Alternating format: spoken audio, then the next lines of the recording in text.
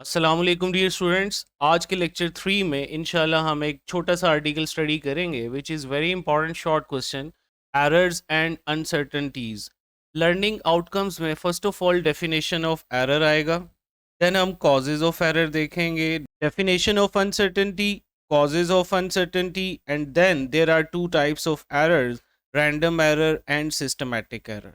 Let's start the lecture from the definition of error. What is error?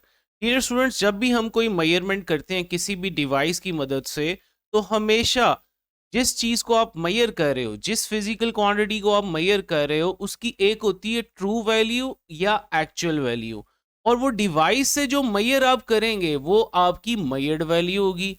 तो हमेशा measured value और true value में एक फ़र्क होता है, एक डिफरेंस होता है, जिसे हम एरर कहते हैं। यानी the difference of a measured value from its true और actual value is called error. Next ये स्टूडेंट्स हम देखेंगे कि what are causes of error.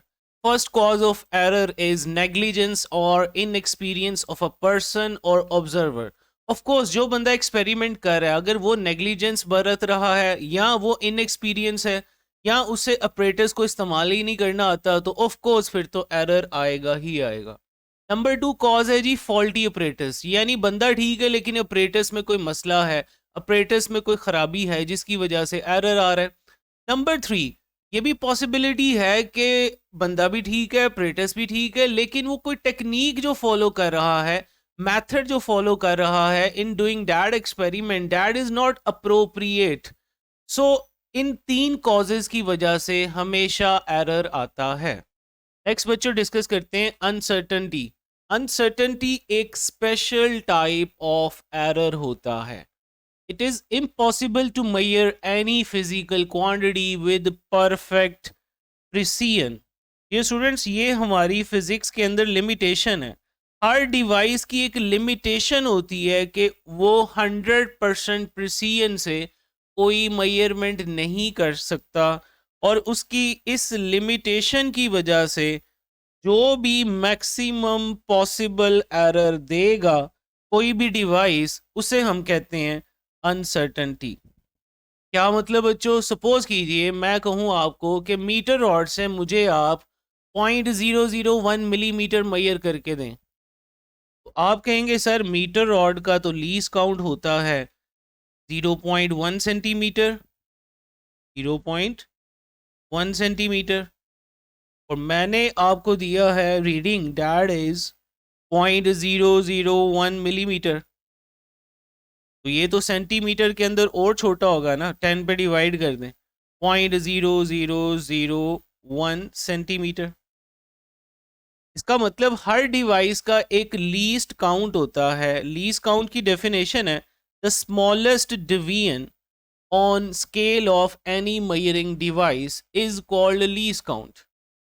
तो हर डिवाइस का एक लीज काउंट होता है, उसकी एक लिमिटेशन होती है जहां तक वो एक्यूरेसी के साथ आपको मेजरमेंट करके दे सकता है। अगर कोई वैल्यू उसके लीज काउंट से ही छोटी होगी तो तब तो वो एरर देगा ना, अपनी लिमिटेशन की वजह से। वो मैक्सिमम पॉसिबल एरर अनसर्टेनिटी कहलाता है जी। नेक्स्ट हम बात करेंगे causes of uncertainty. First of all inadequacy और लिमिटेशन और least count of device. Limitation तो आप समझते हैं, इनएडिक्वेसी का मतलब भी अधूरा होता है, नामुकम्मल होता है। इनएडिक्वेट को हम ना काफ़ी होना भी कहते हैं, ठीक है। यानी कोई भी डिवाइस जितना मर्जी अच्छा हो, लेकिन उसका भी कोई ना कोई लिमिट होगा, कोई ना कोई लीज काउंट होगा, वो भी नामुकम्मल होगा, वो भी हर रीडिंग मेजर नहीं कर सकता। Number 2 is natural variations of the object being measured. Suppose कीजिए ये आपके पास ऑब्जेक्ट था लाइक अ सॉलिड सफियर, आपने वर्नियर कैलिपर से इसका डायमीटर निकाला, रेडियस निकाला, और आपने इसका वॉल्यूम कैलकुलेट किया। आप जानते हो वॉल्यूम ऑफ सफियर का फॉर्मूला होता है 4/3πr³। तो रेडियस आपने फाइंड किया वर्नियर कैलिपर से, बाकी इस फॉर्मूला में वैल्यूज पुट करके आपने वॉल्यूम कैलकुलेट कर लिया। लेकिन जब आपने इस टाइम ये एक्सपेरिमेंट किया है, सपोज आपने ये एक्सपेरिमेंट किया विंटर में, यही एक्सपेरिमेंट आप सेम उसी बॉल का एक्सपेरिमेंट अगर आप समर में करेंगे तो आपको पता है थर्मल एक्सपेंशन की वजह से अब इसका रेडियस थोड़ा सा ज़्यादा हो जाएगा, चाहे वो 1% ही चेंज क्यों ना हो। तो अब वॉल्यूम की जो वैल्यू आएगी ऑफ कोर्स उसमें थोड़ा चेंज आएगा। This is meaning of natural variations of object being measured. Next, इसी में आप ये भी समझ सकते हो, आपने अक्सर फिजिक्स लेबॉर्ट्री में मीटर रॉड यूज़ किया होगा जो कि लकड़ी का बना होता है। आपने देखा होगा कि लैब में कुछ मीटर रॉड ज़रा टेढ़े हुए होते हैं।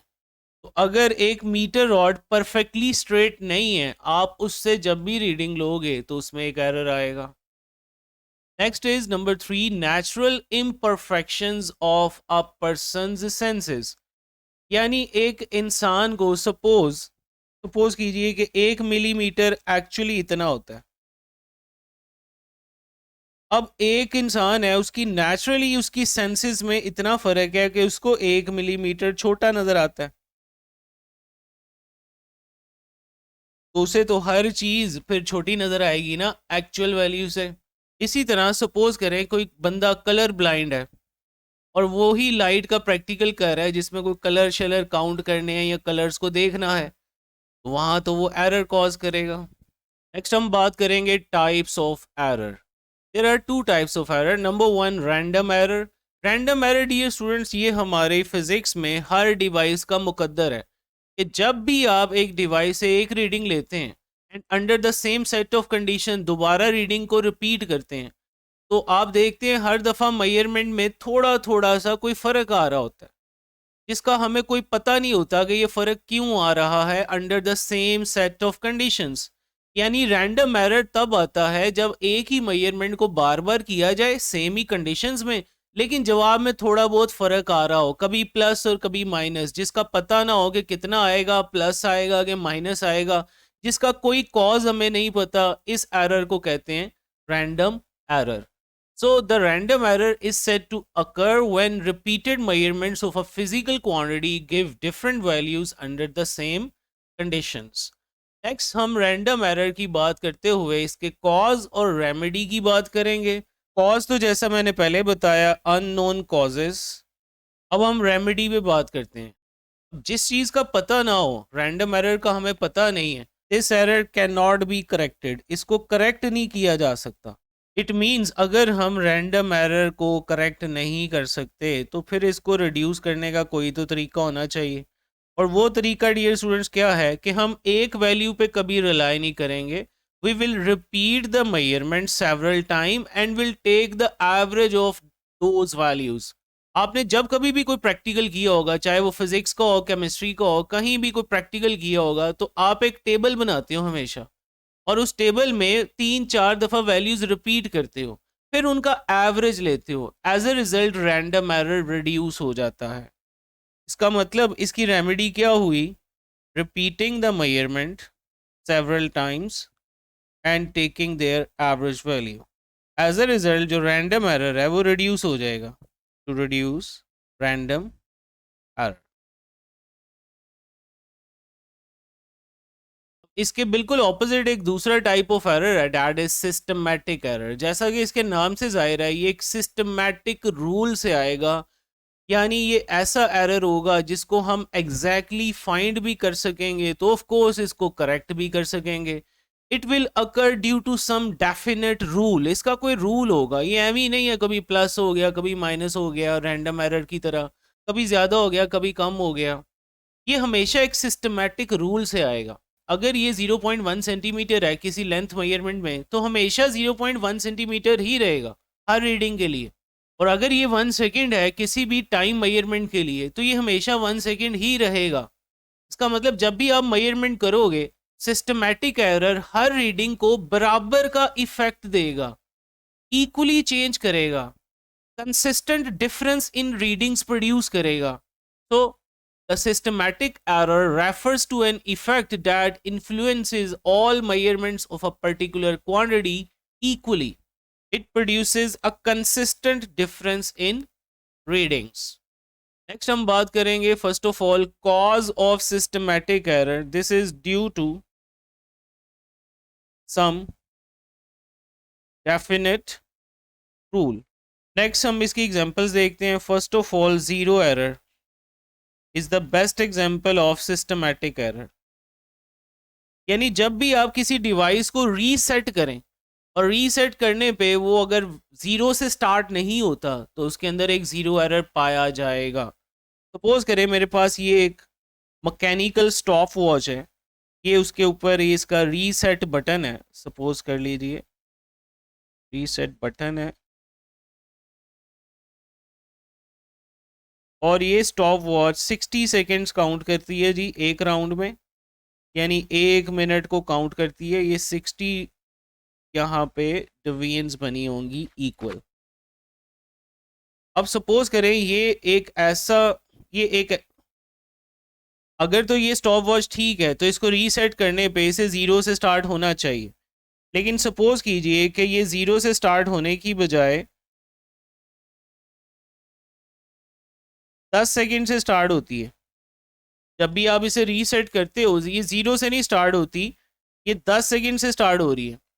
तो ऐसी घड़ी से, ऐसी स्टॉप वॉच से जब भी टाइम मेजर किया जाएगा तो वो 10 सेकेंड ज़्यादा मेजर करेगा हमेशा, हर रीडिंग के लिए। ये नहीं है किसी के लिए 11 ज़्यादा मेजर करेगा, किसी के लिए 9, हमेशा एक जैसा हर रीडिंग को इफेक्ट करेगा, कंसिस्टेंट डिफरेंस इन रीडिंग्स लाएगा। वही डेफिनेशन वाली बात। इट मीन्स इस स्टॉप वॉच में जो ज़ीरो एरर होगा दिस इज +10 सेकेंड। तो इसकी करेक्शन करने के लिए DC हम हर रीडिंग में 10 सेकेंड माइनस कर दिया करेंगे तो हमारी रीडिंग्स और मेजरमेंट करेक्ट हो जाएंगी। इसका मतलब ये हुआ कि हम इस एरर को करेक्ट कर सकते हैं, यानी this error can be corrected और a correction factor can be applied. Correction factor can be applied. अब ये करेक्शन फैक्टर आपको कैसे पता चलेगा कि जो नॉर्मल स्टॉप वॉच है वो तो ज़ीरो पे स्टार्ट करती है, ये 10 से स्टार्ट कर रही है। अब ये करेक्शन फैक्टर अप्लाई करने के लिए ज़रूरी होता है कि आप अपने मेजरिंग डिवाइस को एक स्टैंडर्ड मेजरिंग डिवाइस के साथ कंपेयर करें और एक करेक्शन फैक्टर अप्लाई कर दें। यानी आपके मेजरिंग डिवाइस को कंपेयर किया जाएगा एक स्टैंडर्ड डिवाइस के साथ।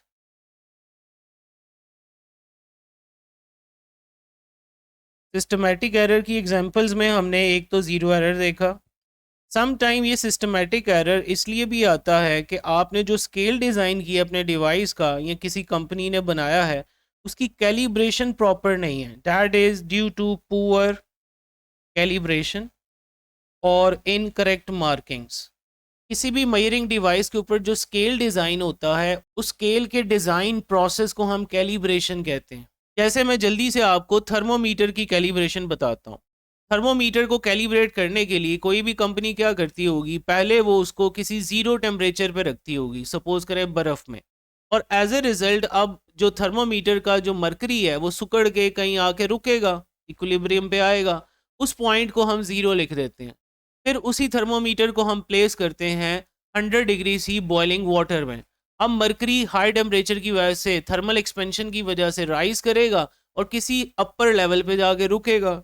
जहाँ पे जाके मरकरी रुकेगा उसको हम 100 कह देते हैं और 0 और 100 के दरमियान 100 इक्वल पार्ट्स बना देते हैं। इस तरह हमारे पास एक थर्मोमीटर का स्केल कैलिब्रेट हो जाता है, डिज़ाइन हो जाता है। This process is called calibration. अब किसी कंपनी ने थर्मोमीटर बनाया है या कोई भी डिवाइस बनाया है, उसका स्केल कैलिब्रेट करते हुए उसने थोड़ी गलती कर दी है, तो ऑफ कोर्स ये एरर आएगा। और ये कैसे पता चलेगा? जब आप उसी डिवाइस की वैल्यू को एक स्टैंडर्ड मेजरिंग डिवाइस के साथ कंपेयर करेंगे तो आपको पता चल जाएगा कि इसमें कैलिब्रेशन ठीक नहीं है। जैसे कोई मीटर रॉड है, उसके ऊपर जो लाइनें लगी हुई हैं वो आपको सिर्फ समझाने के लिए कि वो एक्चुअली 1 मिलीमीटर लेंथ की होनी चाहिए थी, लेकिन किसी कंपनी ने वो 1.1 मिलीमीटर की लगा दी है। 0.1 मिलीमीटर, हर मिलीमीटर में वो ज़्यादा कर रहे हैं। तो इस चीज़ को अब कैसे पता चलेगा? आप अपने वाले डिवाइस को स्टैंडर्ड मेजरिंग डिवाइस के साथ कंपेयर करेंगे। अगर तो कोई डिफरेंस नहीं होगा, इसका मतलब कोई सिस्टमैटिक एरर उसमें नहीं है ड्यू टू पुअर कैलिब्रेशन या इनकरेक्ट मार्किंग। और अगर डिफरेंस आ रहा होगा इसका मतलब उसमें कैलिब्रेशन में थोड़ा बहुत फ़र्क है। तो this is all about today's lecture. आज के लेक्चर में हमने एक शॉर्ट सा आर्टिकल डिस्कस किया है, एरर्स एंड अनसर्टनिटीज़, जिसमें हमने एरर और अनसर्टनिटीज़ की कॉजेज़ को देखा, उनकी रेमेडी को देखा, डिफरेंट एग्जांपल्स को देखा और एरर की दो टाइप्स देखी, random error and systematic error. अगर ये वीडियो पसंद आई है तो मेरे चैनल को लाइक करें, सब्सक्राइब करें और मज़ीद आगे शेयर करें। थैंक यू, जज़ाकल्लाह, अल्लाह हाफ़िज़।